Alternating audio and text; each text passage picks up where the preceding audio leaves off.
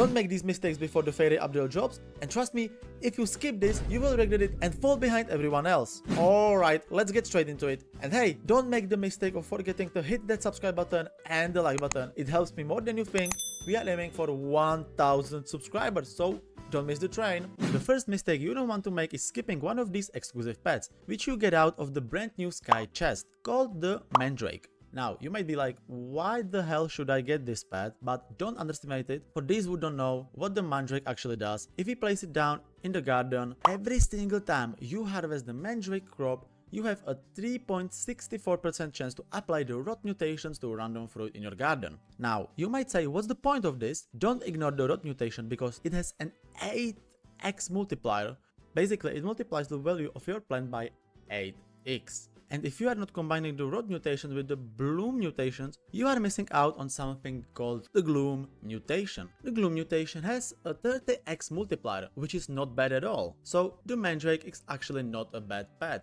Don't make the mistake of skipping it because it's underrated but really strong. The second mistake you don't want to make is ignoring the seeds and cosmetic. Buy as many of these as you possibly can inside of this update. Don't think they will be coming back because once they are gone, they are never going to return. Especially don't overlook the pets. Now, you might be like, why should I even get some of those pets? They don't seem that crazy, like the gnome pet. Sure, it's got the cool mutations, but why would I need so many of them? Don't misunderstand, you don't need hundreds of them, but if you can get more, don't pass out the chance. If you skip them now, later you will see people trading these exclusive pets. A bunch of players are going to be buying them after the update is gone. Some just to collect, others because they will want the specific abilities like the Mandrake ability. Maybe you forgot to get the Mandrake, maybe you never got it, maybe you are doing a challenge where you want every mutations on every single plant. Then you will regret not having these pets because you will need to trade for them. Don't make the mistake of having none in your inventory. Keep at least one of them so you can sell or trade them in the future. Another mistake you don't want to make is ignoring the silver mutations fertilizer. This thing is actually pretty decent because it applies the silver mutations onto your plants. If you don't have access to something like dragonfly, which makes your plants gold, or butterfly, which makes your plants rainbow, don't overlook silver as the budget option. So if you don't have the gold or rainbow on your plants, don't miss the chance to at least get silver, so your plant is worth more. Because of the way mutations are calculated in this game, silver, gold and rainbow mutations are worth way more. Even though they are just respectively 5x, 20x and 50x. They make your plants worth much more money, so don't ignore that. If you want an easy way to get a silver guaranteed on your fruits, don't forget to check the giant right now and get yourself the silver fertilizer. And don't forget, complete the giant quest before it's gone. This is never going to come back, so don't miss pets like the griffin because it gives you the cyclonic mutations with a 50x multiplier. And guys, that's absolutely insane. If you can get your hands on it, don't let it slip because it's extremely useful. Coming to the next thing, don't make the mistake of forgetting to clean your garden before the admin abuse events. There might not be a big one this week because of the Jandal versus Sammy admin abuse from the last week, but even with a smaller admin abuse, you don't want your garden full of useless plants. If you have got extra cactuses or cocoas or I don't know whatever, don't leave them cluttering your space. Alternatively, don't overlook the option of setting up a clean slot where you only keep your high value plants. Don't ignore this because otherwise the good mutations end up wasted on low level plants instead of the ones that actually matter. Another mistake you don't want to make is underestimating the cans of beans. Guys, I know, don't laugh.